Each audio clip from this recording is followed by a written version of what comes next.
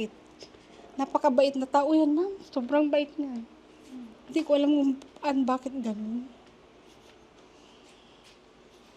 Ang hirap talaga. Katulad kahapon nakita ko maitim na siya, ma'am. Diyos ko, kung pwede ko lang sana ibigay yung buhay ko para mabuhay din siya. Nasukatan tila dingit tinaragsak kumaabakasyon ti pamilya da Analisa, kalpasan analmes ti asawa na, a captain waiter ti AFP ani Christopher Ulisha, iti Abra River apaset ti barangay Calaba Bangged Abra, idi Malim Kalman. Istoryana, rabi iti Sabado, idi nakasangpet dati probinsya, Manipod, Marikina City. Ranta ti bakasyon da ti panang bisita da ti tanem dagiti naganak na iti mudeng lapas nga agkasanga ita abulan ti Mayo ken napagdesisyonan da ti mapan agdidigos ti karayan idi Kalman. Alas 4 idi manarimaan nga gipakpak ni ti gamit da ni Analiza. Idinta nakatugaw met iti asawa na iti igi ti karayan nga asideg iti kubo da. Nasa gilid lang. Nakausap pa niya ako. Sabi niya, halika na, maligo na tayo, sabi niya. Sabi ko, ayokong maligo. Pinipilit niya ako, halika na, hihilain ko yung paa mo, sabi niya. Tapos sabi ko, hindi, ikaw na lang. Sabi ko, gano'n, nalingat lang kami, ma'am, kasi nagre-ready na kaming pauwi. Paakayat na kami dito. Makikita ko, parang, sabi ko, Manong, wala si Ipe. Kasi nandun lang, ma'am, nakaupo lang sa gilid.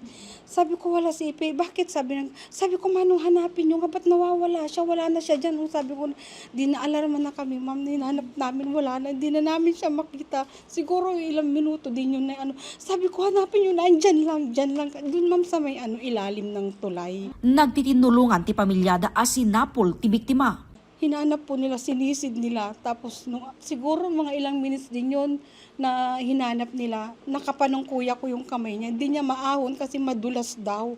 Madulas. Ngayon, may yung mga naliligo din na kasama namin. Sumaklulo sila, sinisid nila yun. Naiahon nila. Pero nirevival naman nila.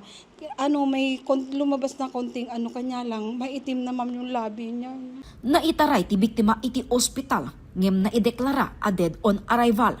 Una ti pulisya, agadalem ti 6 feet, tinakalmesan ti biktima. Mapapati nga da iso na itimpluwensya ti arak, ken naamuan as saan nang ammo ti aglangoy. Panggep ti pamilya da Analisa, nga iyawid ti bangkay ti asawa na, ijay Marikina City. Agtultuloy latamet tinainget a pamalagip ti pulisya, kadagiti narway a mapan agdidigos iti karayan.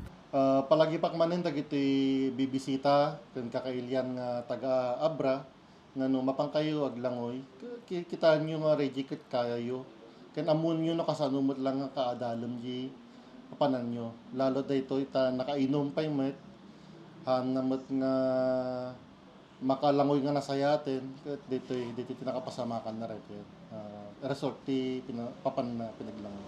Jessica Boreta, Balitang Solid North.